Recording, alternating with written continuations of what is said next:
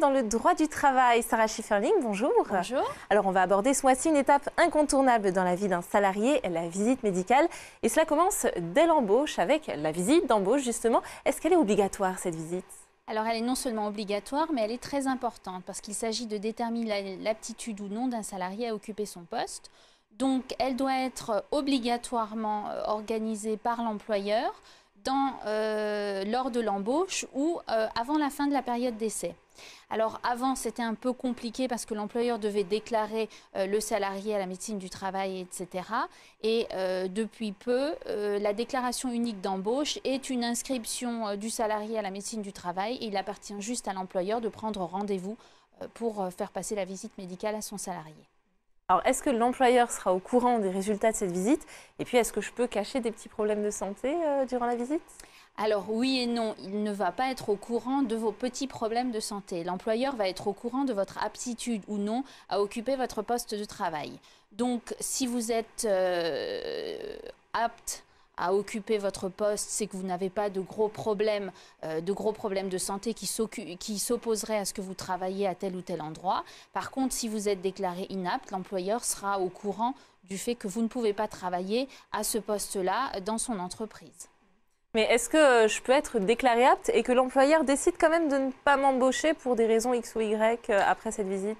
Alors non, ça n'est pas possible. Le contrat de travail est normalement, il est conclu sous condition suspensive du résultat de la visite médicale d'embauche. Ça veut dire qu'il est conclu ce contrat. Donc, une fois que la visite médicale a eu lieu, soit vous êtes apte, auquel cas le contrat qui est conclu, il continue à courir, soit vous êtes déclaré inapte, auquel cas l'employeur ne peut pas, à moins de vous mettre en danger, vous continuez à faire travailler pour lui dans ces conditions. Alors, il y a ensuite des visites périodiques tout au long du contrat de travail. À quoi est-ce qu'elles servent ? Alors, le but est toujours de protéger le salarié et de vérifier que tout se passe bien tout au long de la période contractuelle.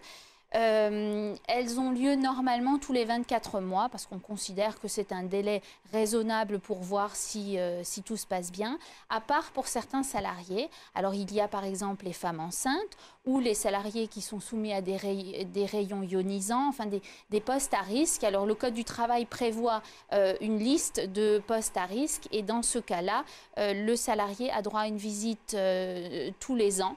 Et à une visite au maximum, il ne peut pas y avoir plus de 24 mois entre les deux visites parce que c'est vraiment pour la santé des salariés, pour vérifier que tout se passe bien. Et si jamais on se rend compte que ma santé se détériore à cause de mon travail ? Alors si votre santé se détériore à cause de votre travail, il est tout d'abord nécessaire que vous demandiez une visite auprès du médecin du travail parce que seul le médecin du travail peut vous déclarer apte ou inapte à votre poste. S'il considère que votre santé se détériore mais que ce n'est pas en raison du travail, il ne vous déclarera pas inapte à votre poste et il faudra continuer à travailler. Si par contre il considère que c'est effectivement à cause du travail que votre santé se dégrade, il peut décider de vous mettre en inaptitude. Auquel cas, l'employeur n'aura d'autre choix que soit de vous reclasser, si maintenant votre santé se détériore à cause d'un collègue, il peut essayer de vous reclasser ailleurs où vous n'avez pas de contact avec ce collègue, mais si votre santé se détériore à cause du travail que vous faites et qu'on ne peut pas vous mettre à un autre poste de travail, dans ce cas-là, il est obligé de vous licencier pour inaptitude. Par contre, ce qui est très important, c'est que si on arrive à prouver que l'inaptitude est la conséquence s'il y a une relation entre la dégradation des conditions de travail et l'inaptitude, vous pouvez obtenir des dommages et intérêts pour licenciement abusif parce qu'il y a une corrélation entre les deux. Alors, est-ce qu'il y a d'autres cas dans lesquels il y a des visites médicales à faire ? Oui, il y a donc, à part la visite médicale d'embauche, il y a la visite médicale de pré-reprise. Cette visite médicale est faite lorsque vous êtes en arrêt minimum de 3 mois et elle est organisée par votre médecin traitant. C'est lui qui vous propose de passer cette visite médicale. Lorsque vous passez la visite médicale de pré-reprise, vous êtes encore en arrêt.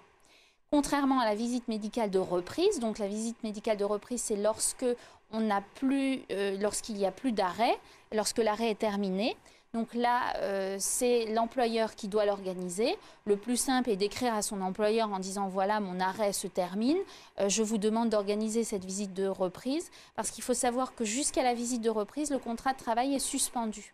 Donc, pour des raisons de sécurité, le salarié ne doit pas se présenter, ne doit pas aller travailler avant que la visite ait eu lieu, parce qu'il est peut-être inapte, et l'employeur ne doit pas le faire travailler, parce que s'il fait travailler un salarié inapte et qu'il y a un accident du travail, eh bien, il risque de ne pas être couvert, parce qu'il est dans une période pendant laquelle le contrat n'a pas officiellement repris.